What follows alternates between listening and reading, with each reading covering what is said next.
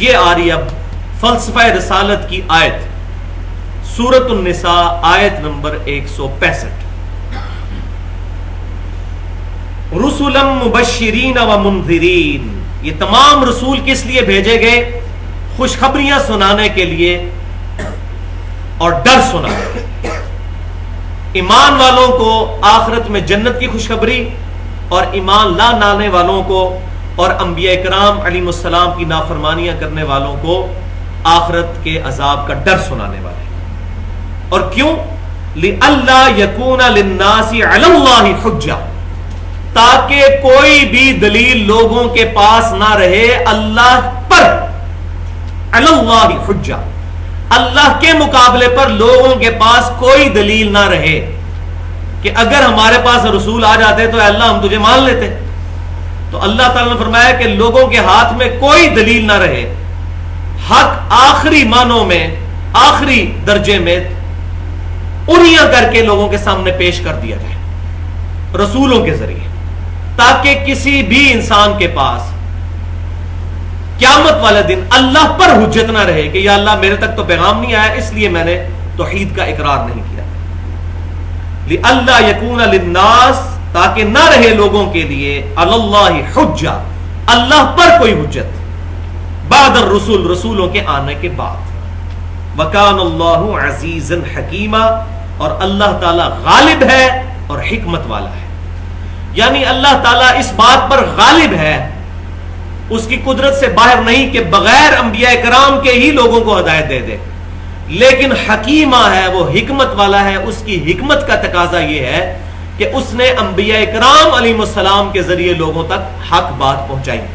اللہ تعالیٰ کسی نبی کا محتاج نہیں حق بات پہنچانے میں، لیکن یہ طریقہ اس نے اڈاپٹ کیا، لہٰذا اب رحمانی توحید کا تقاضا یہ ہے کہ رسولوں کے ذریعے اللہ تعالیٰ تک پہنچا جائے۔ جو بھی رسولوں کا دامن کرم چھوڑ کر اللہ تک پہنچنے کی کوشش کرے گا وہ شیطانی توحید پر ہوگا۔ اور اس پر تو میں نے بڑی ڈیٹیل کے ساتھ منکرین حدیث کے رد میں جو گفتگو کی ہے 1 گھنٹہ اور 36 منٹ کی، جو مسئلہ نمبر 35 کے نام سے ہماری اہل سنت پاک.com پر رکھی ہوئی ہے کہ یہ شیطانی توحید ہے کہ انبیاء کرام کو چھوڑ کر ڈائریکٹ اللہ تعالیٰ کی شناخت۔ رحمانی توحید یہ ہے کہ انبیاء کرام کی بتائی ہوئی تعلیمات کے مطابق اللہ کو ماننا ہے، ان کی بتائی ہوئی تعلیمات کے مطابق اللہ تعالیٰ کی صفات کا اقرار کرنا ہے۔ یہاں میں کراس ریفرنس کے طور پر کچھ چیزیں بھی، آیات اور احادیث بھی بیان کرنا ضروری سمجھتا ہوں۔ ایک تو اس آیت کی تشریح میں جانے سے پہلے 2 علوم کا ذکر میں ضروری سمجھتا ہوں۔ ان میں سے پہلا نالج ہے ایکوائرڈ نالج، جس کو ہم سائنس کا علم کہتے ہیں۔ مشاہدات اور تجربات کے ذریعے جو علم حاصل ہوتا ہے اس کو ہم کہتے ہیں سائنس کا علم۔ The knowledge obtained through observations and experiments is known as science۔ انسان نے وقت کے تجربات کے ساتھ چیزیں سیکھی۔ مثال کے طور پر انسان نے یہ تجربے سے بات سیکھی کہ پیٹرول جو ہے یہ آگ کو بھڑکا دیتا ہے اور پانی آگ کو ٹھنڈا کر دیتا ہے، تو یہ ایک ڈیفینیٹ علم انسان کو حاصل ہو گیا، یہ بالکل ڈیفینیٹ علم ہے۔ اور یہ اللہ تبارک و تعالیٰ نے پہلا انسان جو دنیا میں تھا سیدنا آدم علیہ السلام، ان کے دماغ میں یہ ودیت کر دیا تھا، جس کا ذکر سورۃ البقرہ کی آیت نمبر 31 کے اندر موجود ہے۔ وَعَلَّمَ آدَمَ الْأَسْمَاءَ كُلَّهَا، ہم نے آدم علیہ السلام کو تمام چیزوں کے نام سکھا دیے تھے۔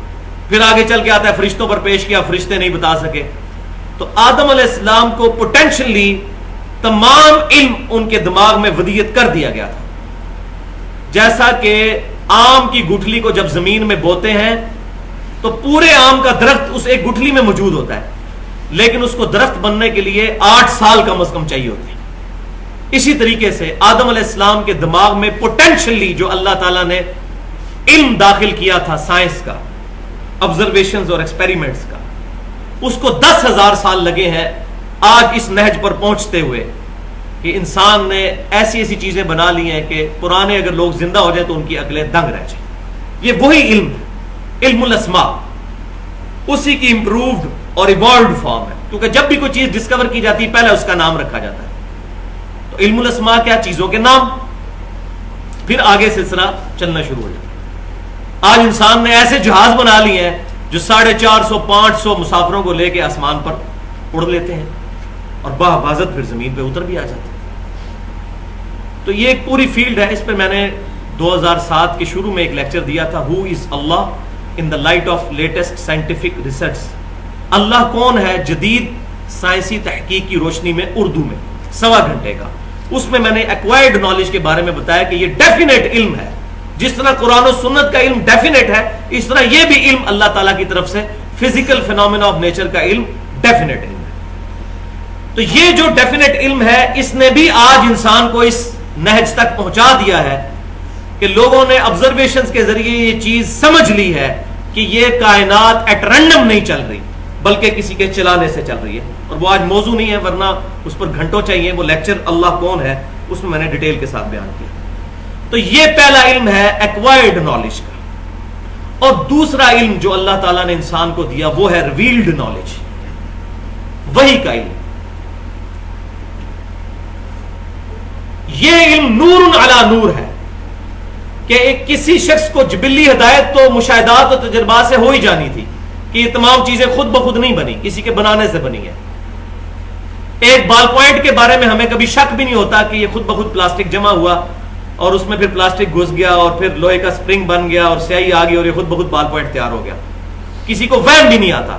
اور اتنی کمپلیکس مخلوقات کا بن جانا خود بخود یہ ناممکن ہے. ایک انڈے میں سے چوزا بن جانا ناممکن چیز ہے بغیر اس کے کہ کوئی ڈیوائن سورس، جس کو آج سائنٹسٹ کہہ رہے ہیں سپر نیچرل ایجنسی یا سپر نیچرل اتھارٹی یا سپریم بینگ، وہ اللہ کون ہے اس میں نے ڈیٹیل سے اس پر بحث کی. تو اللہ تعالیٰ نے نور علی نور کے طور پر پھر وحی کا علم بھی انسانوں کو اپنے پیغمبروں کے ذریعے عطا کیا. اس کا ذکر بھی سورۃ البقرہ کے سیم اسی 4 رکوع میں آیت نمبر 38 میں ہے. قُلْ اهْبِطُوا مِنْهَا جَمِيعًا. ہم نے آدم علیہ السلام اور ان کے ذریعے ساری انسانیت کو خطاب کیا کہ اب اس جنت سے زمین پر اتر جاؤ. فَإِمَّا يَأْتِيَنَّكُم مِّنِّي هُدًى. اب جب کبھی بھی کوئی ہدایت کی کتاب تمہارے پاس آئے گی میری طرف سے، فَمَن تَبِعَ هُدَايَا فَلَا خَوْفٌ عَلَيْهِمْ وَلَا هُمْ يَحْزَنُونَ. تو جو کوئی پھر اس کتاب کی پیروی کرے گا اس کو نہ کوئی خوف ہوگا اور نہ کوئی غم قیامت میں. وَالَّذِينَ كَفَرُوا وَكَذَّبُوا بِآيَاتِنَا. اور وہ لوگ جو کہ کفر کریں گے اور ہماری آیات کو جھٹلا دیں گے، اولئک اصحاب النار ہم فیہا خالدون. پھر ایسے ہی لوگ ہوں گے دوست کی ہمیشہ ہمیش اس میں رہنے والے. والعیاذ باللہ تعالی. تو یہ دوسرا علم ہے وحی کا علم جو اللہ تعالیٰ نے پیغمبروں کے ذریعے انسانوں کو عطا فرمایا، جس کا ذکر یہاں پر آیا کہ رسولوں کی بعثت کا مقصد کیا ہے. اب اسی آیت کے کانٹیکسٹ میں 7 آیات اور 5 صحیح احادیث کی روشنی میں مزید گفتگو کروں گا، لہذا میری طرف اٹینٹو ہو جائیں اس حوالے سے. پھر انشاءاللہ اگلی آیات کو لے کر چلیں گے. یہاں پر رسولوں کی بعثت کا فلسفہ بیان ہوا سورۃ النساء آیت نمبر 165 میں کہ یہ اللہ تعالیٰ نے رسولوں کا سلسلہ اس لیے شروع کیا تاکہ قیامت والے دن اللہ پر کوئی بندہ حجت نہ قائم کر سکے، حالانکہ اس کے بغیر بھی نہیں کر سکتا تھا اس جبلی ہدایت کی وجہ سے جو اللہ تعالیٰ نے فزیکل فینومینا آف نیچر کے طور پر ہمیں سکھا دی ہیں چیزیں. لیکن پھر بھی نور علی نور کے طور پر اللہ تعالیٰ نے وحی کا علم وقتاً فوقتاً عطا فرمایا. تو سورہ بنی اسرائیل کی آیت نمبر 15 میں اللہ تبارک و تعالیٰ نے ارشاد فرمایا وَمَا كُنَّا مُعَذِّبِينَ حَتَّى نَبْعَثَ رَسُولًا. ہم کسی بھی قوم کو اس وقت تک عذاب نہیں دیتے جب تک کہ اس میں رسول کو نہ بھیج دیں. یہ اللہ کے رحم اور کرم کا تقاضا دیکھیں. حالانکہ اللہ تعالیٰ اس کے بغیر بھی عذاب دے سکتا ہے جبلی ہدایت کی وجہ سے. جبلی ہدایت اتنی اسٹرانگ ہے کہ آج ہالی ووڈ کی فلم میں بھی اینڈ پہ سچ کی جیت دکھائی جاتی ہے اور جھوٹ کی شکست دکھائی جاتی ہے. یہ جو ہماری انسٹنکٹ کے اندر جبلی ہدایت رکھ دی اللہ تعالیٰ نے کہ ہر انسان یہ سمجھتا ہے کہ جھوٹ بولنا برا ہے، سچ بولنا اچھا ہے. کسی کو دھوکہ دینا برا ہے، کسی کے ساتھ نیک سلوک کرنا اچھا ہے. یہ جبلی ہدایت ہے جو ہماری انسٹنکٹ کے اندر ہماری نیچر میں اللہ تعالیٰ نے رکھ دی ہے. کوئی انبیاء کرام نہ بھی آتے نہ کتابیں ہوتی، اس جبلی ہدایت کی وجہ سے ہی انسان برائی سے بچ سکتا تھا. لیکن انسان کے نفس کی خرابی اور اوپر سے شیطان ایز اے کیٹالسٹ اس کا کام کرتے ہوئے اس نے انسان کو اللہ تبارک و تعالیٰ سے دور کر دیا. تو اللہ تعالیٰ نے پھر آخری درجے میں حجت تمام کی کہ انبیاء کرام کو بھیجا اور اپنے اوپر خود ہی لازم کر لیا. وما كنا معذبین حتى نبعث رسولا، بنی اسرائیل آیت نمبر 15، کہ ہم اس وقت تک عذاب نہیں دیتے کسی قوم کو جب تک اس میں رسول نہ بھیجتے. پھر ایک دوسری آیت سورہ فاطر کی آیت نمبر 24، وَإِن مِّنْ أُمَّةٍ إِلَّا خَلَا فِيهَا نَذِيرٌ، اور کوئی امت بھی ایسی نہیں گزری جس میں کوئی ڈر سنانے والا اللہ کی طرف سے نہ آیا ہو. ہر امت میں اللہ تعالیٰ نے کوئی نہ کوئی پیغمبر بھیجا. آیت نمبر 3 سورۃ النحل آیت نمبر 36، وَلَقَدْ بَعَثْنَا فِي كُلِّ أُمَّةٍ رَسُولًا أَنِ اعْبُدُوا اللَّهَ وَاجْتَنِبُوا الطَّاغُوتَ، ہم نے تمام امتوں میں انبیاء کرام کو بھیجا، رسولوں کو بھیجا ایک ہی مرکزی دعوت دے کر، أَنِ اعْبُدُوا اللَّهَ، کہ عبادت کرو اللہ کی، وَاجْتَنِبُوا الطَّاغُوتَ، اور اللہ کے مقابلے پر جھوٹے الہ جو ہیں، جھوٹے خدا جو ہیں، شیطان ہے، اس کا اجتناب کرو، اس سے کنارہ کشی اختیار کرو. آیت نمبر 4، پھر آپ صلی اللہ علیہ وسلم کا دنیا میں ظہور ہوا. آپ صلی اللہ علیہ وسلم سے پہلے جتنے انبیاء کرام بھیجے گئے وہ اپنی اپنی قوموں کے لیے تھے، اپنے اپنے قبیلوں کے لیے تھے. لیکن سورہ سبا آیت نمبر 28، وَمَا أَرْسَلْنَاكَ إِلَّا كَافَّةً لِلنَّاسِ بَشِيرًا وَنَذِيرًا، اے محبوب صلی اللہ علیہ وسلم ہم نے آپ کو نہیں بھیجا خوشخبری سنانے والا اور ڈر سنانے والا مگر ساری انسانیت کے لیے. پھر سورۃ الانبیاء میں اللہ تعالیٰ نے مختلف انبیاء کرام علیہ السلام کا ذکر کیا اور پھر آخر میں کنکلوڈ کرتے ہوئے سورۃ الانبیاء کی آیت نمبر 107، وَمَا أَرْسَلْنَاكَ إِلَّا رَحْمَةً لِلْعَالَمِينَ، اے محبوب صلی اللہ علیہ وسلم ہم نے آپ کو نہیں بھیجا مگر سارے جہانوں کے لیے رحمت بنا کر. آیت نمبر 6، آپ صلی اللہ علیہ وسلم کی دعوت کا خلاصہ کیا ہے، مقصد کیا ہے، وہ سورہ الصف آیت نمبر 9، هو الذی ارسل رسولہ بالہدی، یہ ہے الہدی، ودین الحق لیظہرہ علی الدین کلہ ولو کرہ المشرکون. وہی اللہ ہے جس نے اپنے محبوب صلی اللہ علیہ وسلم کو، اپنے اس خاص رسول کو الہدی قرآن دے کر بھیجا اور دین حق دے کر، تاکہ اس دین اسلام کو تمام ادیان پر غالب کر دے. تو یہ آپ صلی اللہ علیہ وسلم کی بعثت انبیاء کرام کی کنکلوژن ہے، کیونکہ یہ پوری انسانیت کے لیے آئے، لہذا اب کسی اور قبیلے کے لیے کسی اور پیغمبر کی ضرورت نہیں. اور یہ بھی پھر اللہ تعالیٰ نے آیت نمبر 7 سورۃ الاحزاب آیت نمبر 40، ما کان محمد ابا احد من رجالکم ولکن رسول اللہ وخاتم النبیین، محمد صلی اللہ علیہ وسلم تم مردوں میں سے کسی کے باپ نہیں بلکہ وہ تو اللہ کے رسول ہیں اور نبوت کی اسٹمپ ہے، مہر ہے.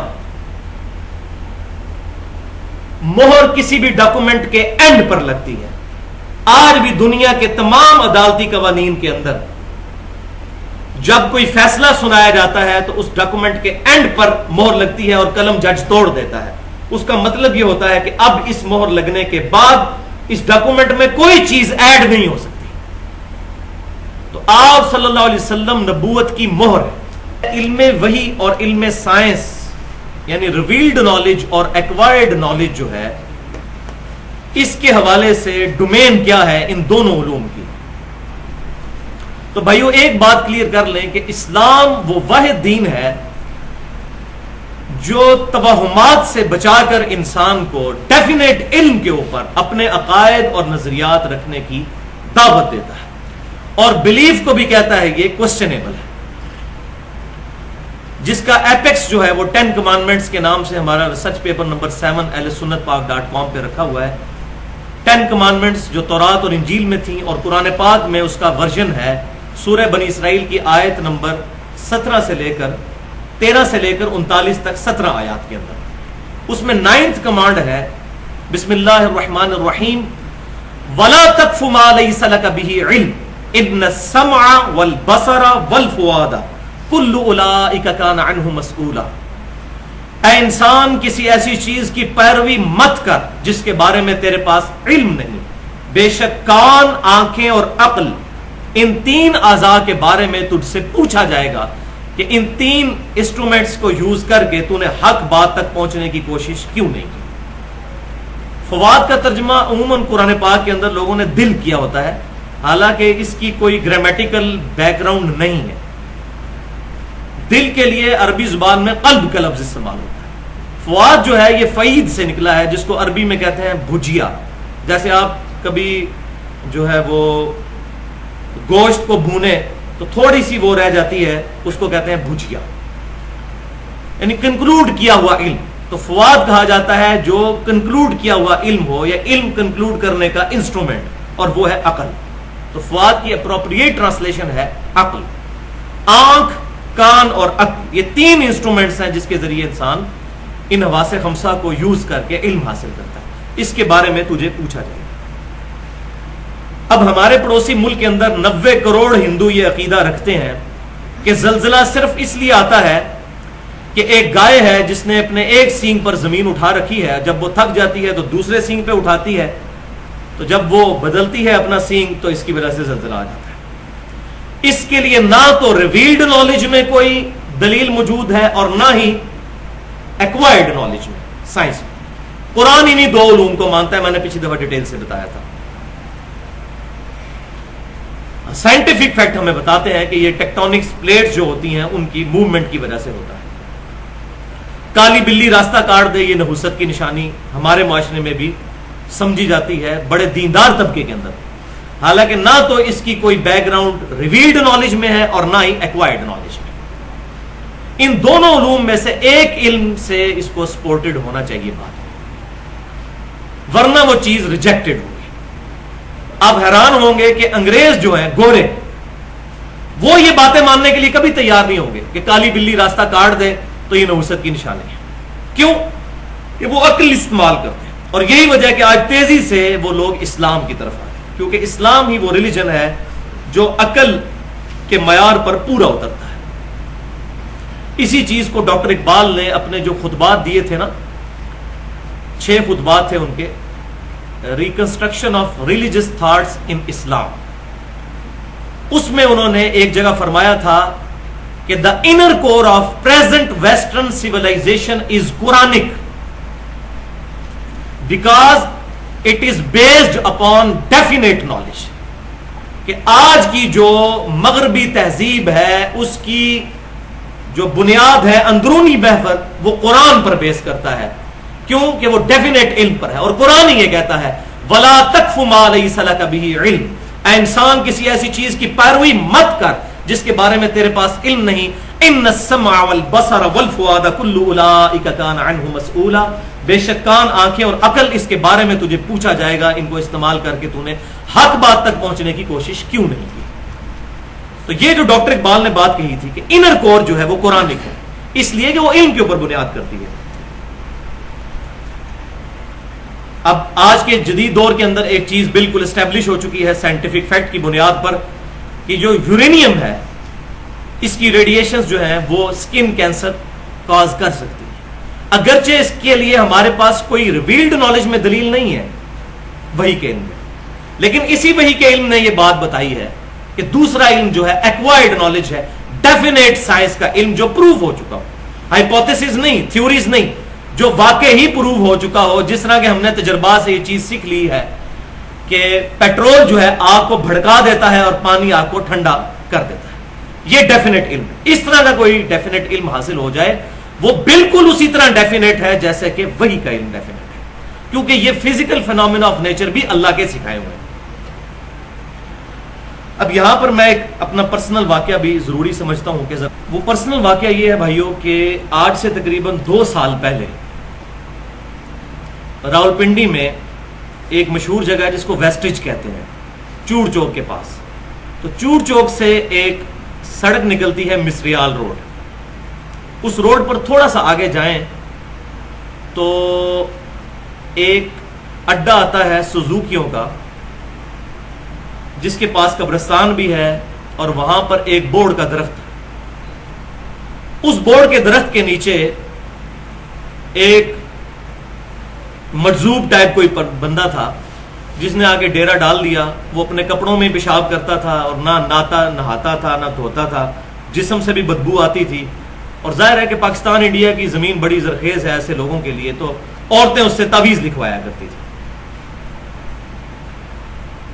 عورتوں نے جب آنا جانا شروع کر دیا تو گرمیوں میں اس بورڈ کا جو درخت تھا اس کے نیچے ڈرائیور جو ہے وہ گرمی میں آرام کیا کرتے تھے. جب وہ آ کر وہاں پر بیٹھ گیا تو اس کی وجہ سے ان کو تکلیف ہوئی, تو انہوں نے اس بابے کو اٹھا دیا. اللہ کا کرنا کیا ہوا, اگلے دن بڑی زور سے آندھی چلی اور وہ درخت گر گیا. اگلی بات آپ خود ہی سمجھ آئے. تو لوگوں نے کہنا شروع کر دیا جی وہ اتنی اللہ والی ہستی تھی, ان کو اٹھایا, اللہ تعالیٰ نے وہ درخت ہی ختم کر دیتا ہے. حالانکہ کسی کے ذہن میں یہ نہیں آیا کہ یہ ڈرائیوروں کی کرامت ہے کہ وہ اگر بابا اس درخت کے نیچے ہوتا تو مر جاتا نیچے آ کے. یہ ڈرائیوروں کی کرامت ہے کہ انہوں نے اس کو اٹھا دیا تھا. اس طرف نہیں دماغ جائے گا کیونکہ رزلٹ فکس کیا ہوا نا پہلے. تو میرے پاس ایک بھائی ہے, انہوں نے مجھے بتایا کہ یہ صورتحال ہے اس حوالے سے, تو آپ کا اس میں کیا خیال ہے. تو میں نے اس کو وہی بات کی کہ علم دو ہی, ایک ریویلڈ نالج اور ایک ایکوائرڈ نالج. قرآن میں تو ایسی بات کوئی نہیں موجود کہ اس قسم کے پلید شخص کو اگر اٹھایا جائے کسی جگہ سے تو اللہ کی طرف سے عطاب آئے گا اور درخت گر جائے گا. ہاں اب اس کی وجہ جو ہے وہ ایکوائرڈ نالج میں تلاش کرنی چاہیے کہ ہو سکتا ہے کہ ٹیکنیکلی وہ درخت گرنے کے قریب ہو. تو وہ بھائی اگلے دن گئے, میں نے ان کو کہا آپ نے جا کے اس درخت کو چیک کرنا ہے. تو انہوں نے درخت کو دیکھا تو اس کی صرف کھال باقی تھی, اندر سے ساری دیمک چاٹ چکی تھی اس کو. تو دیمک ایک دن میں تو نہیں چاٹتی, یہ بھی ہمیں سائنس کے علم سے پتا ہے. ایک دن میں تو دیمک نہیں چاٹ سکتی, کئی مہینے سال چاہیے اتنے موٹے درخت کو کاٹنے کے لیے. تو آلریڈی اس درخت کو اندر سے دیمک کھا چکی تھی. وہ آندھی آئی, اس وقت اس نے گرنا ہی گرنا تھا, وہ خام خواہ اس بزرگ کی کرامت بن گئی. تو یہ واقعہ بھی اس طرف اشارہ کرتا ہے کہ ہمیں ڈیفینیٹ علم کی طرف جانا چاہیے, بجائے اس کے کہ اس کو کسی اور طریقے سے ریلیٹ کرنا شروع کیا جائے. کتاب و سنت میں اگر دلیل موجود نہیں, پھر سائنٹیفک علم کے ذریعے دیکھنے کی کوشش کریں تو انشاءاللہ تعالی پرابلم کا سلوشن مل جاتا ہے.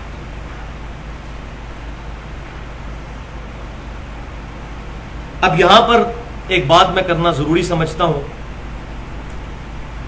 کہ بھائیو, اگر کوئی شخص مردہ زندہ کر دے یا اشارہ کر کے سورج کو واپس بلا لے اور آپ سے یہ منوانے کی کوشش کرے کہ یہ میرے بڑے بڑے کارنامے اس بات کی دلیل ہے کہ 2 + 2 5 کے برابر ہوتا ہے, تو آپ مان لیں گے؟ آپ کبھی بھی نہیں یہ سوچیں گے یہ کتنے بڑے بڑے کارنامے اور کرتوت کر کے دکھا رہا ہے. تو بھائیو, اب میں بہت بڑا جملہ بولنے لگا ہوں کہ کتنے شرم کا مقام ہے کہ ہم قرآن اور صحیح احادیث کی واضح تعلیمات کو لوگوں کے کہنے پر کہ فلاں بزرگ نے یہ فرما دیا, انہوں نے تو یہ کر کے دکھا دیا, تو وہ کر کے دکھا دیا, وہ تو یہ کہتے ہیں چاہے قرآن میں یہ لکھا ہوا ہے, ہم قرآن اور سنت کی تعلیمات کو ریجیکٹ کر دیتے ہیں. معذرت کے ساتھ ہم 2 + 2 برابر ہے 4 جتنی اہمیت بھی اس کتاب کو نہیں دیتے. تو جس طریقے سے میتھمیٹکس کا فارمولا غلط ثابت نہیں ہو سکتا کسی کے اس قسم کے شبہے دکھانے سے, قرآن اور حدیث بدرجہ اولا غلط ثابت نہیں ہوگا. دنیا کے سارے بزرگ, ہندوؤں کے بزرگ, کرسچنز کے بزرگ, عیسائیوں کے بزرگ, بڑے بڑے پادری ہیں, ان میں بھی بڑی بڑی کرامتیں دکھاتے ہیں, سو کالڈ قسم کی کرامت کو ہم مانتے ہیں, لیکن کرامت انسان کے اختیار میں نہیں ہوتی, اللہ کا کرم ہوتا ہے. معجزے میں ہو سکتا ہے کہ بعض معجزات اللہ تعالیٰ کسی پروفٹ کو تفویض کر دے, لیکن اکثر معجزات بھی انبیاء کے اختیار میں نہیں ہوتے. ہاں جب اللہ دے دے وہ الگ بات ہے. جیسے داؤد علیہ السلام کے ہاتھ میں یہ معجزہ تھا, وہ لوہے کو جب ہاتھ لگاتے تھے تو لوہا ان کے لیے نرم ہو جاتا تھا. نبی صلی اللہ علیہ وسلم کے پسینہ مبارک سے خوشبو آتی تھی. اس قسم کے جو معجزات جو پرماننٹلی کسی پروفٹ کے ساتھ اٹیچ ہو جائے وہ الگ بات, لیکن غیر نبی کے لیے کبھی یہ معاملہ نہیں ہوتا. تو ہم کسی بھی شعبدہ باز کے کہنے پر کتاب و سنت کی تعلیمات کو بھی ریجیکٹ نہیں کریں گے. جس طرح میتھمیٹکس کا فارمولا 2 + 2 = 4 کو ہم صحیح سمجھتے ہیں, اس کو غلط ثابت کرنے کے لیے جو کچھ بھی کیا جائے ہم اس کو نہیں سمجھتے صحیح, اس لیے کہ ہمیں ڈیفینیٹ علم سے یہ بات پتہ ہے. لیکن یہاں ایک بہت خطرناک چیز ہے جو میں ضروری سمجھتا ہوں اسی حوالے سے بیان کرنا, لیکن وہ بڑی تحمل سے سننے والی ہے. شاید آپ میں سے کسی کو بری بھی لگے, لیکن یہ بات حقیقت ہے. اور مسلم ہوتا وہی ہے جو سر تسلیم خم کر دے کتاب و سنت کے سامنے. بھائیو صحیح مسلم میں 3 احادیث ایسی ہیں اوپر تلے. کتاب الفضائل چیپٹر میں نبی صلی اللہ علیہ وسلم کے فضائل کے چیپٹر میں سیکنڈ یا لاسٹ باب ہے. اس کی ہیڈنگ یہی ہے کہ کن معاملات میں نبی صلی اللہ علیہ وسلم کا حکم ماننا واجب ہے اور کن معاملات میں ہمیں اختیار ہے. 3 حدیثیں امام مسلم رحمۃ اللہ علیہ اوپر تلے لے کر آئے ہیں انٹرنیشنل نمبرنگ کے مطابق 6126, 6127 اور 6128. یہ بہت ڈینجرس احادیث ہیں اگر سمجھنا ہے. اور میں یہ سمجھتا ہوں امام مسلم کا یہ امت پر احسان ہے ان حدیثوں کو نقل کر دینا. یہ حدیثیں مسند امام احمد میں بھی ہیں, سنن ابن ماجہ میں بھی ہیں, لیکن صحیح مسلم چونکہ اس پر اتفاق ہے اس حوالے سے اس میں اس کا آنا بہت اہمیت کی حامل ہے. یہ چیز وہ حدیث یہ ہے کہ نبی صلی اللہ علیہ وسلم کی مبارک زندگی میں ایک بڑا حیران کن واقعہ ہوا کہ آپ صلی اللہ علیہ وسلم جب ہجرت کر کے مدینہ شریف تشریف لے کر آئے تو آپ صلی اللہ علیہ وسلم نے دیکھا کہ جو انصار ہیں وہ گرافٹنگ کرتے ہیں, پیوند کاری, کھجوروں کو پیوند لگاتے ہیں اس کے نر اور مادہ کو ملا کر اچھی فصل حاصل کرنے کے لیے. اس کو گرافٹنگ کہا جاتا ہے انگلش میں, پیوند کاری کہا جاتا ہے اردو کے اندر. یہ حدیث مشہور ہے تعبیر نحل والی حدیث. تو آپ صلی اللہ علیہ وسلم نے ان سے ارشاد فرمایا کہ اگر تم یہ پیوند کاری نہ کرو تو میرے خیال میں یہ زیادہ بہتر ہے. آپ صلی اللہ علیہ وسلم نے صرف اپنی رائے دی, ان کو کوئی حکم نہیں ارشاد فرمایا.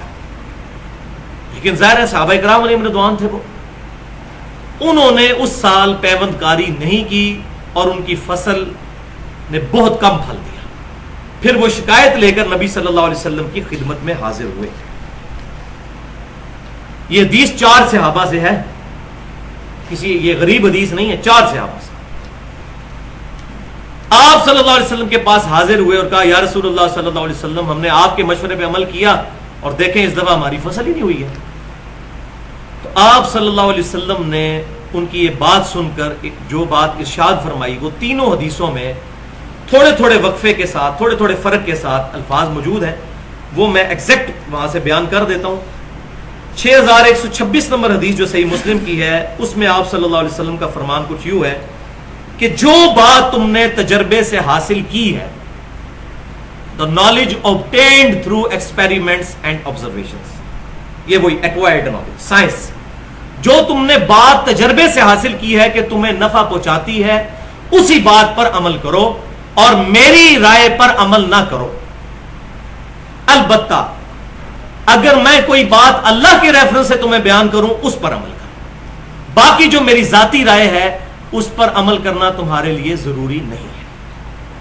دوسری حدیث جو کنزیکٹو ساتھ 6127, آپ صلی اللہ علیہ وسلم نے فرمایا میں بھی ایک انسان ہوں, جب بھی میں کوئی بات کروں تو اس کو دیکھ لیا کرو. اگر میں کوئی اپنی رائے سے بات کرتا ہوں تمہارے دنیاوی معاملات کے اندر تو تم پر اس کا حکم ماننا ضروری نہیں, کیونکہ میں بھی ایک انسان ہوں. اور جو تیسری حدیث ہے نا جی, اس میں تو بہت سخت الفاظ ہیں. 6128 سے ہی مسلم, انتم اعلم بامر دنیا, تم دنیا کے کاموں کو بہتر جانتے ہیں. یہ ہمارے پروفٹ کی پرسنالٹی ہو سکتی ہے صلی اللہ علیہ وسلم, صلاۃ تسلیما کثیرا کثیرا. ورنہ آج کوئی ہم سے گورا کہہ سکتا تھا تمہارا پروفٹ تمہیں ایٹم بم بنانے کا طریقہ کیوں نہیں بتا گیا. بھئی ہمارے پروفٹ کو ایٹم بم بنانے کا طریقہ نہیں پتا تھا, نہ ان کی یہ ڈومین تھی. یہ میں اب وہ بات بتانے جا رہا ہوں, ان کی ڈومین یہ نہیں تھی, وہ ہدایت کے امام بنا کر بھیجے گئے ہیں. اب میں میکینیکل انجینئر ہوں, بی ایس سی آنرز کے ساتھ کی ہوئی ہے میں نے, لیکن ایمبریولوجی کی فیلڈ میں میں شاید زیرو ہوں, کیونکہ میری فیلڈ وہ نہیں. ایک اچھا انجینئر تو ہو سکتا ہے, اچھا ڈاکٹر نہیں. پھر ڈاکٹر میں بھی کئی فیلڈز ہیں, انجینئرنگ میں بھی کئی فیلڈز ہیں. دنیا میں کئی معاملات ایسے ہیں جس میں ہم اس کو خوبی سمجھ رہے ہوتے ہیں, حالانکہ وہ عیب ہوتی ہے نبی صلی اللہ علیہ وسلم کے ریفرنس کے اعتبار سے.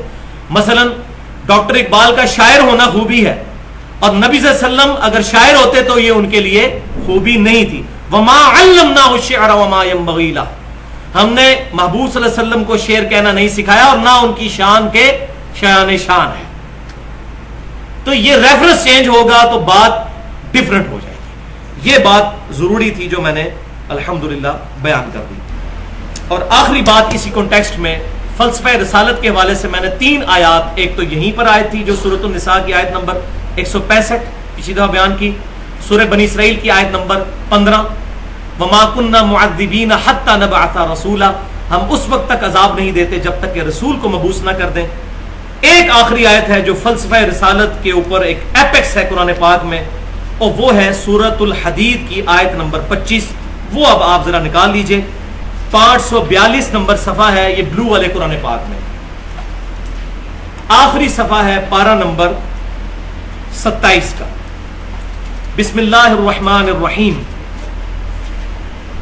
لقد ارسلنا رسلنا بالبینات، بے شک ہم نے رسولوں کو مبعوث کیا کھلی نشانیاں دے کر، معجزات دے کر، کھلے دلائل دے کر.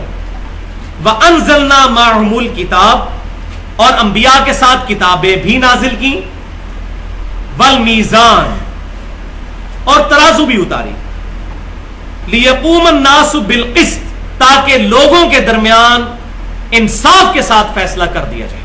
انبیاء کرام علیہ السلام انصاف دلانے کے لیے آتے ہیں. انصاف کا لفظ دنیا کے ہر شعبے پر بولا جا سکتا ہے، یہ ایسا جنرل ورڈ ہے. اور اس انصاف کو قائم کرنے کے لیے ظاہر ہے کہ جو بدماش ہیں وہ تو کبھی نہیں چاہیں گے کہ انصاف کا سسٹم ہو، وہ تو بدماشی کرنا چاہتے ہیں، وہ تو چاہتے ہیں کہ ان کا نظام رائج ہو، غریبوں کے حقوق وہ غصب کرنا چاہتے ہیں. تو اس کے لیے اللہ تعالیٰ نے پھر کیا کیا؟ وَأَنزَلْنَا الْحَدِيدَ، ہم نے لوہا بھی اتارا ہے ان کے لیے. فِيهِ بَأْسٌ شَدِيدٌ، جس کے اندر بڑی سختی ہے. یعنی پھر آپ کو تلوار اٹھانی پڑے گی. آج بھی لوہے استعمال ہو رہا ہے مینلی ہتھیاروں کے اندر، کہ یہ ہتھیار کو استعمال کرنا کوئی بری چیز نہیں ہے جب ضرورت پڑے، خام خواہ نہیں. خودکش حملے کرنا نہیں، وہ میں نے بتا چکا ہوں، وہ حرام ہے بالکل مسلمانوں پر خودکش حملے کرنا. لیکن جب اسلام کو قائم کرنے کے لیے قتال کی باری ہے تو اس میں بھی پیچھے نہیں ہٹنا. قتال از دا سمم بونم آف اسلام. یہ دیکھیں نا، یہ فلسفے کی ٹرم ہے، علم الکلام کی، ہائیسٹ گڈ، سمم بونم آف اسلام. وَأَنزَلْنَا الْحَدِيدَ، ہم نے لوہا اتارا، فِيهِ بَأْسٌ شَدِيدٌ، جس میں بڑی سختی ہے، وَمَنَافِعُ لِلنَّاسِ، اور لوگوں کے لیے فائدے بھی ہیں اس لوہے کے اندر. ایک فائدہ یہ ہے کہ جب ظلم کا نظام ختم ہوگا اس لوہے سے تو لوگوں کو فائدہ ہوگا. اور دوسرا ویسے بھی کئی چیزیں لوہے کے ذریعے دنیا کا اس وقت کئی سسٹم، یہ ہمارے پنکھے بھی لوہے سے بنے ہوئے ہیں، چھری بھی لوہے سے بنتی ہے، کئی ہمارے انسٹرومنٹ لوہے سے بنتے ہیں. وَلِيَعْلَمَ اللَّهُ مَن يَنصُرُهُ وَرُسُلَهُ بِالْغَيْبِ، اور اللہ تعالیٰ جانچنا چاہتا ہے. اصل میں اب یہ لفظی معنی یہاں پر ہے اللہ جاننا چاہتا ہے، تو اللہ پہلے ہی جانتا ہے. یہاں پر بھی ہم تعویل کر رہے ہیں سمجھنے کے لیے. اللہ جانچنا چاہتا ہے اور واضح کر دینا چاہتا ہے کون ہے جو اللہ تبارک و تعالیٰ کی مدد کرتا ہے، یعنی اس کے دین کی مدد کرتا ہے اور اس کے رسولوں کی مدد کرتا ہے. بالغیب، غیب میں، بغیر اللہ کو دیکھے. ان الذین یخشون ربهم بالغیب لہم مغفرۃ واجر کبیر. جو لوگ اللہ کو دیکھے بغیر اللہ کی مشیت اختیار کرتے ہیں، خشیت اللہ کی اختیار کرتے ہیں، ان کے لیے اجر ہے. دیکھ کے تو سارے مان لیں گے. کون ہے جو اللہ کے دین کی مدد کرتا ہے، اس کے رسولوں کی مدد کرتا ہے؟